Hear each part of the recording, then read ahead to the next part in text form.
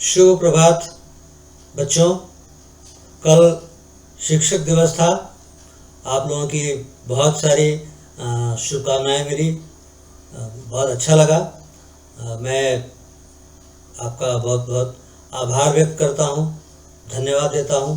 साथ ही अपना असीम स्नेह और आशीर्वाद के साथ साथ आपके स्वर्णिम भविष्य की मंगल कामनाएं करता हूं। बच्चों, इसके पूर्व की कक्षा में मैंने पद परिचय का एक संक्षिप्त परिचय दिया था। फिर आपको लगभग 22 पन्नों का एक PDF भेजा था मैंने पढ़ने के लिए कि सब जानकर हैं पद परिचय कैसे होता है, कितने पद हैं। आइए हम एक बार फिर से उसको दोहराते हुए आज हम शुरुआत करेंगे संज्ञा, सर्वनाम और विशेषण का पद परिचय। आइए शुरुआत करते हैं। पद परिचय ये मैं पढ़ा चुका हूँ आपको, तो इसमें मैं बहुत उसका व्याख्या नहीं करना मुझे, ये आपके पास पहले से ही है। पद परिचय को समझने से पहले शब्द और पद का भेद समझना आवश्यक है। शब्द कहते हैं वर्णों के सार्थक मेल को, और शब्द भाषा की स्वतंत्र इकाई होते हैं जिनका अर्थ होता है। लेकिन पद जब कोई शब्द व्याकरण के नियमों के अनुसार प्रयुक्त हो जाता है या फिर कोई शब्द जो वाक्य में प्रयोग हुआ है उसे पद कहते हैं। जैसे राम, पत्र, पढ़ना, यहाँ अलग अलग शब्द हैं, और उसी को अगर हमें एक वाक्य बनाना हो, राम पत्र पढ़ता है, तो उसमें राम भी एक पद है, पत्र भी एक पद है, पढ़ता है भी एक पद है। यह आप बखूबी जान चुके हैं। इसके पूर्व मैंने आपको पढ़ाया है। पद परिचय देखिए, इसका उदाहरण दिया हुआ है। उदाहरण मैं दे चुका हूँ। सीधे परिभाषा में आते हैं। वाक्य में प्रयुक्त पदों का विस्तृत व्याकरणिक परिचय देना ही पद परिचय कहलाता है। जैसे रमा पत्र लिखती है, अगर रमा का परिचय देना है, परिचय देना मीन्स व्याकरणिक परिचय देना या पद परिचय देना, तो रमा संज्ञा है, पत्र है, पत्र जातिवाचक संज्ञा है, लिखती है क्रिया है। लेकिन जब संज्ञा या सर्वनाम या क्रिया या विशेषण का पद परिचय देंगे तो कैसे देंगे, आगे देखेंगे हम लोग। पद परिचय की परिभाषा, इसका आप स्क्रीनशॉट एक ले लेंगे। व्याकरणिक परिचय मैं पहले बता चुका हूँ। संज्ञा का पद परिचय, यहाँ से हम लोग शुरुआत करते हैं। पदों का परिचय देते समय निम्नलिखित बातों को बताना बहुत आवश्यक होता है। जब हम किसी पद का परिचय देते हैं, किसी भी पद का, वो संज्ञा हो, सर्वनाम हो, विशेषण हो, क्रिया हो, क्रिया विशेषण हो, किसी भी पद का जब हम परिचय देते हैं तो हमें कुछ बातों को बताना आवश्यक होता है। जैसे संज्ञा का जब हम पद परिचय देंगे, कोई वाक्य होगा, वाक्य में कोई शब्द संज्ञा हो। जैसे यहाँ देख लीजिए, मधुकर यहाँ पिछले साल रहता था, यह एक वाक्य है, इसमें मधुकर संज्ञा है। अब कहा गया कि रेखांकित पद का परिचय लिखें या रेखांकित पद का व्याकरणिक परिचय लिखें। तो क्या करना पड़ेगा, एक संज्ञा है तो संज्ञा का व्याकरणिक परिचय या संज्ञा का पद परिचय कैसे होगा। तो संज्ञा के 3 भेद हैं, 3 ही भेद, व्यक्तिवाचक, जातिवाचक और भाववाचक, 3 ही भेद।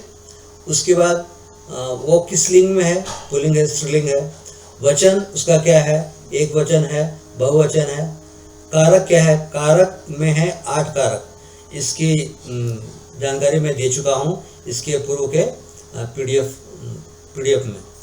तो कारक का क्रिया के साथ क्या संबंध है, इतना कम से कम आपको संज्ञा का पद परिचय देते समय इतनी बातों का ध्यान रखना, इनके विषय में बताना, इनका परिचय देना आवश्यक होगा, तभी आपको अंक मिलेंगे। जैसे संज्ञा के 3 भेद हो गए, लिंग, वचन, कारक, क्रिया के साथ संबंध। मैं यहाँ एक बार और बता दूँ कि पिछली बार अर्थात 2019 में 2019 में इसके लिए बहुविकल्पी प्रश्न आया था, MCQs। तो अगर वो आए तो 4 उसका पद परिचय होगा। आपको देख लेना है कि चारों में से कौन सा परिचय शुद्ध है। तो उसके लिए भी आपको लगभग इतना जानना ही पड़ेगा कि तीनों भेद में से कौन सा भेद है संज्ञा का, लिंग कौन सा है, स्त्रीलिंग है या पुल्लिंग है, वचन क्या है, एक वचन है, बहुवचन है, कारक का क्रिया के साथ क्या संबंध, यदि क्रिया है, और नहीं तो कारक कौन सा है वो बताना पड़ेगा आपको। जैसे मधुकर, मधुकर है कर्ता कारक, तो आप सीधे कर्ता कारक लिख देंगे, काम चल जाएगा। लेकिन यदि आगे क्रिया है, रहता था, तो आपको बताना पड़ेगा रहता था क्रिया का कर्ता। चलिए देखते हैं इसका पद परिचय। मधुकर का, मधुकर यहाँ पिछले साल रहता था। आपको ध्यान रखना है कि रेखांकित पद का ही, रेखांकित पद जो होंगे, या कोई एक पद होगा या दो पद होगा, तो उसी पद का पद परिचय आपको देना है, और बाकी किसी का भी नहीं। जैसे मधुकर यहाँ पिछले साल रहता था, इसमें मधुकर यहाँ पिछले साल रहता था, 6 पद हैं या 5 पद हैं। मधुकर 1, यहाँ 2, पिछले 3, साल 4, रहता था 5 पद हैं। लेकिन एक ही पद जो संज्ञा है मधुकर, उसका व्याकरणिक परिचय देना है। तो वहाँ पर सिर्फ लिखा होगा प्रश्न में कि निम्नलिखित वाक्य में रेखांकित पद का व्याकरणिक परिचय लिखें। मधुकर है, मधुकर, आप सीधे मधुकर को नीचे लिखेंगे मधुकर। अब मधुकर का परिचय देंगे क्या, कि मधुकर क्या है, व्यक्तिवाचक संज्ञा है। आप यह भी कर सकते हैं, पहले आप कर सकते हैं संज्ञा, संज्ञा के बाद व्यक्तिवाचक लगा सकते हैं, व्यक्तिवाचक संज्ञा। उसके बाद देखिए मधुकर क्या है, पुल्लिंग है या स्त्रीलिंग है। जाहिर है कि पुल्लिंग है, एक वचन है, बहुवचन है, एकदम ये समझा हुआ है कि एक वचन है। अब ध्यान रखना है कि मधुकर कौन सा कारक है। कारक के लिए मैंने आपको इसके पहले बताया था। तो मधुकर जो है रहता था क्रिया है, उस क्रिया का कर्ता है मधुकर, मीन्स उस क्रिया को करने वाला है Madhukar, doer of the action, उसी कहते हैं कर्ता। तो रहता था क्रिया का कर्ता, तो रहता था को आप उदाहरण चिन्ह में एक उदाहरण चिन्ह में लिखेंगे, जिसको आप सिंगल इन्वर्टेड कॉमा बोलते हैं उसमें, और बताना पड़ेगा रहता था क्रिया का कर्ता। और ये तो सामान्य रूप से भी आप लिख सकते हैं कि कर्ता कारक, कम से कम इतना कहना पड़ेगा। तो ये हो गया मधुकर का व्याकरणिक परिचय। एक और देखिए उदाहरण है, रामचरितमानस की रचना तुलसीदास के द्वारा की गई। यहाँ पर एक वाक्य है, इसमें रेखांकित क्या हुआ, रामचरितमानस, रेखांकित पद का परिचय देना है। रामचरितमानस हमने लिखा, यह भी व्यक्तिवाचक संज्ञा है। यदि कोई, जैसे गाय घास खाती है, गाय होता तो होता जातिवाचक संज्ञा, यहाँ पर व्यक्तिवाचक है क्योंकि विशेष नाम है, व्यक्तिवाचक संज्ञा हो गया। रामचरितमानस एक वचन है, वह पुल्लिंग है और कर्म कारक है ना। रामचरितमानस की रचना तुलसीदास द्वारा की गई। इसमें आप पाएंगे कि रामचरितमानस जो है वह कर्म कारक है। तो आपको इतनी जानकारी देनी पड़ेगी संज्ञा के लिए, इतनी बातों को बताना आवश्यक होगा। अब आपके पुस्तक में संज्ञा से संबंधित जितने भी पद हैं, जितने भी प्रश्न किए गए हैं या अभ्यास में हैं, अभ्यास के प्रश्नों को देखकर लिखें, और जो प्रश्नोत्तर पीछे पूछे गए हैं, पीछे के जहाँ पर प्रश्न अभ्यास होता है, वहाँ पर इससे संबंधित पदों का परिचय आप खुद दीजिए। मैंने 2 दे दिया है, आगे आप देंगे। ध्यान रखिएगा, संज्ञा का जब भी पद परिचय देना है, आपको तीनों लिंग, तीनों भेद, तीनों में से कोई एक भेद, लिंग कोई एक लिंग, वचन कोई एक वचन होगा, कारक हो गया, कारक की चर्चा करनी है, और क्रिया के साथ उसका क्या संबंध, यदि क्रिया अंत में है तो उसके साथ उसका क्या संबंध है, तो आपको बताना पड़ेगा वो। या फिर आप सीधे आप कारक की चर्चा करेंगे। तो भेद, लिंग, वचन, कारक, इतना आपको बताना पड़ेगा संज्ञा के लिए। ये हो गया संज्ञा का पद परिचय। आगे बढ़ते हैं, सर्वनाम का पद परिचय। सर्वनाम का पद परिचय। अब सर्वनाम के पद परिचय में क्या लिखना आवश्यक होगा, उसमें भी कुछ बात। सर्वनाम देखिए है, सर्वनाम के भेद, सर्वनाम के जितने भेद हैं उन भेदों में से कोई एक भेद होगा, वो उसमें पुरुष होगा। यदि पुरुषवाचक होगा तो पुरुष होगा, लिंग होगा, वचन होगा, कारक होगा, और क्रिया के साथ संबंध, क्रिया से संबंध या क्रिया के साथ संबंध। यह इतनी बातों की चर्चा आपको करनी पड़ेगी सर्वनाम का व्याकरणिक परिचय देने के लिए। जैसे वह दौड़कर विद्यालय गया, इसमें है वह को रेखांकित कर दिया गया है और वह का व्याकरणिक परिचय देना है तो वह हो जाएगा, देखिए नीचे देखिए लाल रंग से है, वह का व्याकरणिक परिचय है, वह है अन्य पुरुषवाचक सर्वनाम। आप यह भी लिख सकते हैं कि पहले लिखे सर्वनाम फिर लिखे पुरुषवाचक सर्वनाम। पुरुषवाचक में यह अन्य पुरुषवाचक सर्वनाम है, एक या एक वचन है, वह दौड़कर विद्यालय गया मीन्स ये पुल्लिंग है, कर्ता कारक है क्योंकि डूअर ऑफ द एक्शन वही है काम को करने वाला, तो वो हो गया कर्ता कारक। और उसमें क्रिया क्या है, गया, तो गया क्रिया जो है उसका कर्ता है वह। इसकी चर्चा आपको करनी पड़ेगी, इतना आपको बताना पड़ेगा। तो ये हो गया सर्वनाम का पद परिचय। इसके बाद देखिए एक और उदाहरण मैंने दिया है, मैं आपको कुछ रुपए दूंगा। इसमें रेखांकित क्या हुआ रहेगा, आपको ध्यान देना है कि पद कौन सा है, वो संज्ञा है या सर्वनाम है, क्रिया है, विशेषण है। इसलिए मैंने इसके पूर्व मैंने थोड़ा ब्लैंक रखा, खाली रखा समय कि आप लोग पढ़ेंगे और मुझे पूरा विश्वास है कि आप लोगों ने पढ़ लिया होगा। देखिए मैं आपको कुछ रुपए दूंगा, मैं का व्याकरणिक परिचय देना है या मैं का पद परिचय देना है। मैं है उत्तम पुरुषवाचक सर्वनाम, मैं है एक वचन, मैं है पुल्लिंग, मैं है कर्ता कारक, मैं है दूंगा क्रिया का कर्ता। अंत में देखिए मैं आपको कुछ रुपए दूंगा, अर्थात क्रिया क्या है, दूंगा, उस क्रिया का कर्ता है मैं, तो आपको लिखना पड़ेगा दूंगा क्रिया का कर्ता। जैसे वहां इसके पूर्व में आपने लिखा गया क्रिया का कर्ता है वह। तो इतनी चर्चा आपको करनी पड़ेगी।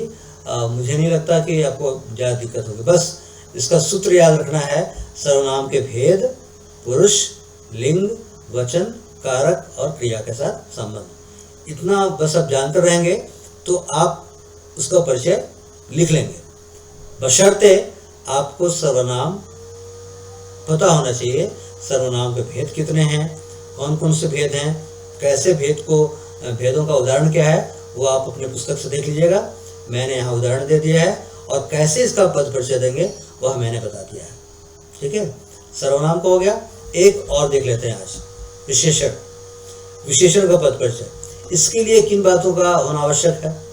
विशेषण का पद परिचय देने के लिए निम्नलिखित बातों का होना अत्यावश्यक है। पहला विशेषण के भेद, दूसरा लिंग, तीसरा वचन और उसका विशेष्य। अब आपको विशेषण में ध्यान देना है कि विशेष्य और विशेषण, जैसे यहाँ पर है भारतीय सैनिक, जब मैं आपसे पूछूंगा तब मैं पूछूंगा कि विशेष्य क्या है, विशेषण क्या है, यह मैं बता चुका हूँ इसके पूर्व में, आप देख लीजिएगा।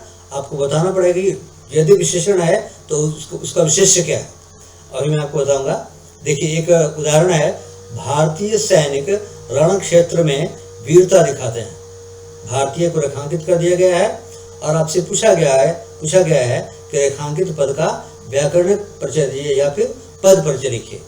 भारतीय आपने लिखा, उसके बाद लिखेंगे इसका भेद कौन सा है, तो भारतीय है गुणवाचक विशेषण, आपने वह लिख दिया। भारतीय है पुल्लिंग, आपने लिंग की चर्चा कर दी। भारतीय है बहुवचन, तो आपने वचन की चर्चा कर दिया। विशेष्य क्या है, सैनिक। अब यहाँ मैं बता दूं कि जिसके बारे में कहा जाए वह है विशेष्य और उसकी जो विशेषता है वह है विशेषण। सैनिक के बारे में यहाँ कहा जा रहा है, सैनिक है विशेष्य। सैनिक कैसा सैनिक है, भारतीय सैनिक है, तो उसकी विशेषता क्या है, भारतीय, तो वो हो गया विशेषण। तो सैनिक विशेष्य और भारतीय विशेषण, आपको यहाँ लिखना पड़ेगा विशेष्य सैनिक। फिर से भारतीय हो गया गुणवाचक विशेषण, पुल्लिंग, बहुवचन, विशेष्य, आप एक योजक चिन्ह देंगे, डैश लगाएंगे, सैनिक, और पूरा होने के बाद आपको पूर्ण विराम भी लगाना, ध्यान रखिएगा। पूर्ण विराम लगाना जरूरी है, इसलिए कि यहाँ आपका परिचय देना पूरा हो गया। ठीक है, इसलिए पूर्ण विराम देना आवश्यक है। एक दूसरा उदाहरण देते हैं। इसमें देखिए दो शब्द हैं, उस गमले में 3 फूल खिले हैं। इसमें 2 पद हैं, उस और 3। इन दोनों पदों का व्याकरणिक परिचय देना है। तो इसी तरह से परीक्षा में आएंगे तो आपको अलग अलग लिखना पड़ेगा। पहले आप लिखिए उस, आपने लिखा उस क्या है? उस है सार्वनामिक विशेषण। आप देखिए गमले की विशेषता बतला रहा है उस गमले में, तो ये है सार्वनामिक विशेषण। वचन हो गया एक वचन, पुल्लिंग हो गया, विशेष्य क्या है? गमला। ठीक है, ये हो गया उसका पद परिचय या व्याकरणिक परिचय। फिर 3 है, 3 का पद परिचय क्या होगा? 3 है निश्चित संख्यावाचक विशेषण, इसका भेद हो गया। इसका लिंग हो गया पुल्लिंग, विशेष्य हो गया फूल। 3 फूल है ना, 3 विशेषता है, 3 क्या? फूल की चर्चा की गई है, तो 3 हो गया विशेष्य। ठीक है, इस तरह से विशेषण का पद परिचय हो गया। अब मुझे आशा है कि आप लोगों को समझ में आया होगा। आप बार बार स्लाइड्स को देखिएगा, आपको निश्चित रूप से समझ में आएगा। आप ध्यान रखिएगा कि विशेषण का पद परिचय या संज्ञा का या सर्वनाम का, उसके ठीक नीचे मैंने कुछ विशेष बात लिखा है कि विशेषण के लिए आपको बताना पड़ेगा विशेषण के भेद, लिंग, वचन और उसका विशेष्य। उसी तरह संज्ञा का है, सर्वनाम का है, उसको ध्यान देना आवश्यक है। उसको आप जाने रहेंगे तो बाकी चीज़ों की चर्चा आप स्वयं कर लेंगे, खुद ब खुद कर लेंगे, वो आपको आ जाएगा।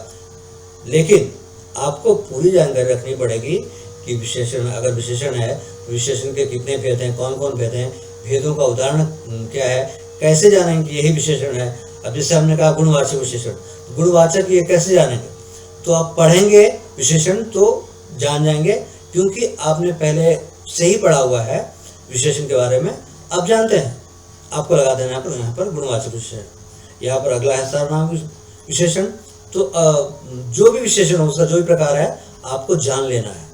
लिंग वचन में बहुत दिक्कत नहीं है, क्योंकि उसमें आप आराम से अगर वाक्य को देखेंगे भी तो आपको समझ में आ जाएगा कि वह पुल्लिंग है या स्त्रीलिंग है, एक वचन है या बहुवचन। जरूरत यह है कि पद कौन सा है, पद यदि संज्ञा है, संज्ञा का कौन सा भेद है, सर्वनाम है, सर्वनाम का कौन सा भेद है या उसका कौन सा उपभेद है, ये जान लेना है।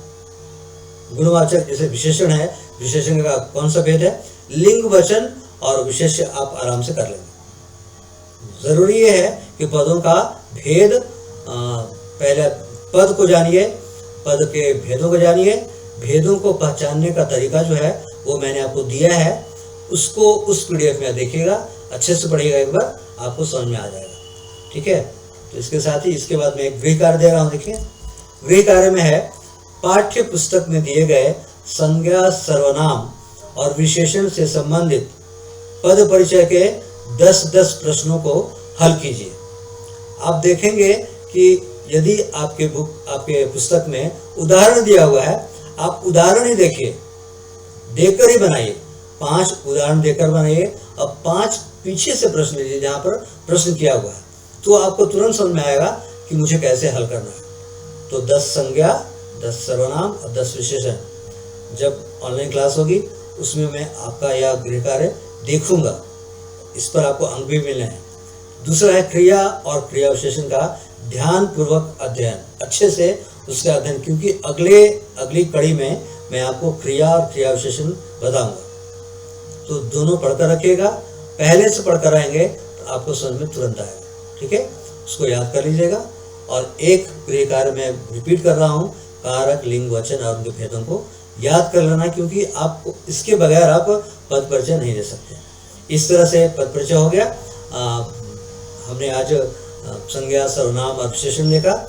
तो बच्चों, इसके साथ ही आज की कड़ी में समाप्त करना चाहूँगा। आप स्वस्थ रहें, कुशल रहें, खुश रहें। फिर से आप लोगों को मेरा बहुत बहुत धन्यवाद कि आप लोगों ने इतना अच्छा शुभकामना भेजा। आप खुश रहें, ईश्वर आपको खुश रखे, आप हमेशा सफल होते रहें जीवन का हर मुकाम पर। धन्यवाद बच्चों।